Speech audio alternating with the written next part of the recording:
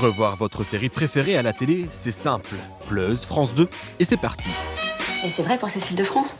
Elle s'est fait refuser pour le Tarantino à cause de son âge. Ouais. Elle va avoir 40 ans quand même. Mais 7 jours après la diffusion, ça coince.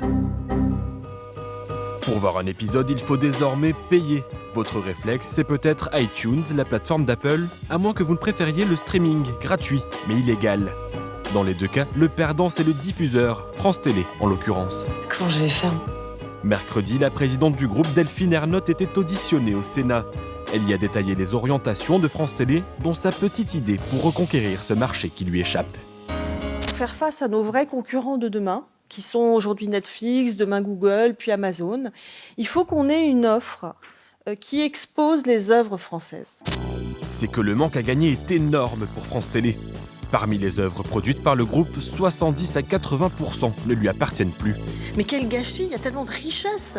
C'est ça en fait, c'est mieux exposer les œuvres, c'est le premier sujet. Et puis au-delà de ça, il y a effectivement un nouveau modèle économique à construire, parce qu'on sait qu'il faut mettre plus d'argent dans la création, parce que c'est ça la réalité, pour faire vivre la création française, il faut investir. France Télé va devoir s'attaquer à des mastodontes.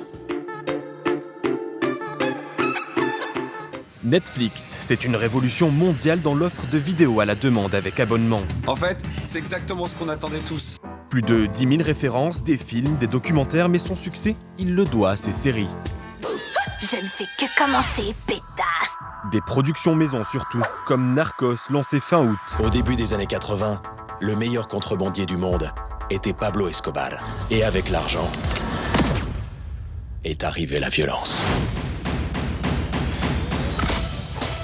L'arme secrète de la plateforme, c'est son algorithme. Il analyse vos goûts, les programmes que vous regardez, pour vous proposer le film ou la série qui vous fera craquer. Côté abonnés, le géant américain ne donne pas de nombre par pays. Ils sont estimés entre 500 et 700 000 en France.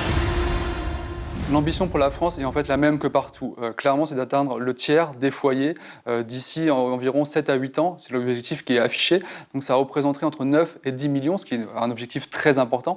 Mais en fait, c'est le même objectif qui est affiché dans tous les grands pays où Netflix se lance. Le français Canal Play, 700 000 abonnés, peut-être plus que Netflix. Vous n'êtes pas près d'arriver au bout de votre marathon. Dans son catalogue, des films aussi et des séries, notamment déjà vues sur Canal+. Peu de programmes exclusifs, mais la force de Canal Play, c'est son offre jeunesse, des centaines de références.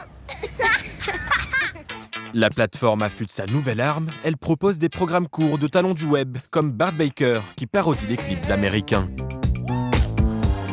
Déjà 4 ans que Canal Play est disponible, et l'arrivée en grande pompe de Netflix l'an dernier n'a pas grignoté les parts du français.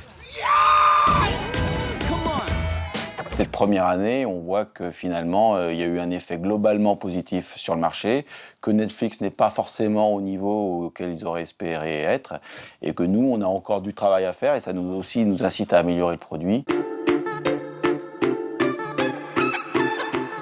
Un ennemi de taille pour les plateformes vidéo payantes et pour cause, 10 millions de Français sont adeptes du streaming.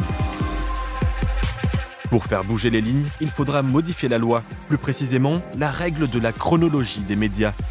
Pour les acteurs de la vidéo à la demande avec abonnement, elle interdit la diffusion d'un film dans les 3 ans après sa sortie en salle. Je crois que l'assouplissement est nécessaire dans la mesure où aujourd'hui on est dans un univers totalement ouvert, extrêmement concurrentiel par des acteurs qui sont des acteurs pas simplement européens, mais aussi américains. On pense à Netflix, mais aussi parce qu'on est dans un système qui est ouvert. Et quand on est dans un système ouvert, ça veut dire qu'il ouvre la porte à la possibilité d'avoir des plateformes illégales.